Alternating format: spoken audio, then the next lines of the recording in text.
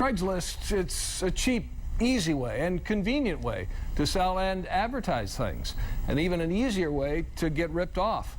Google Craigslist scams and you'll get more than 28 million hits. And as 7 Action News anchor Sophie Clark found out, these scams can really hit close to home. My daughter Sophie decided to spend her last semester at Western Michigan studying abroad in China. And she needed to sublet her room in this tidy house in Kalamazoo. So she did what thousands of people do every day.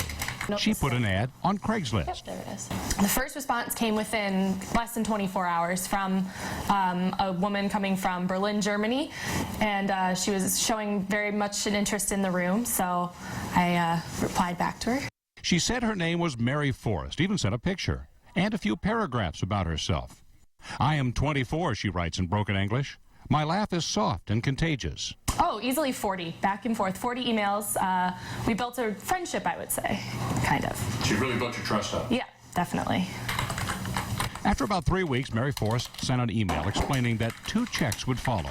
One to cover rent and one to pay a shipping company for Mary's belongings.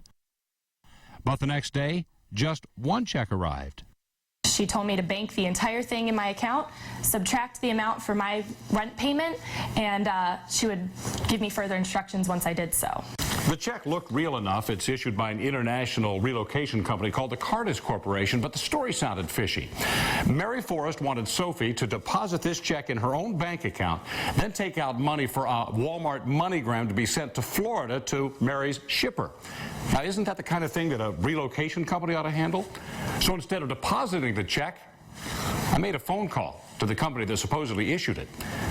It was clear Sophie was getting scammed. Hi, Mr. Clark. John Wyatt at Cardis giving you a call back on that check. Short story, that check is bogus. There's no one in our organization that issued that check. They look exactly like a genuine cashier's check. Retired FBI agent Jeff Lanza is now an internet security consultant.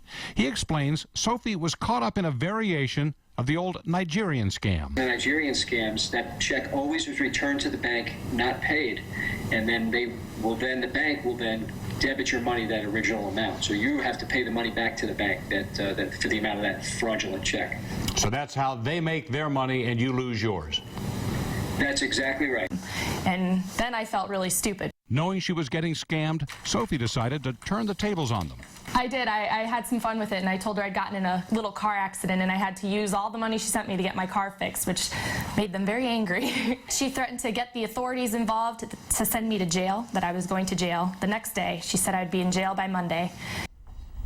Now, needless to say, Sophie wasn't in jail by Monday, and neither were the scammers. In fact, Sophie reposted the room for rent, and the first reply came from the same woman who no longer lived in Germany, but now said she was in Guam. You can read more about how to avoid Craigslist scams on our website, WXYZ.com.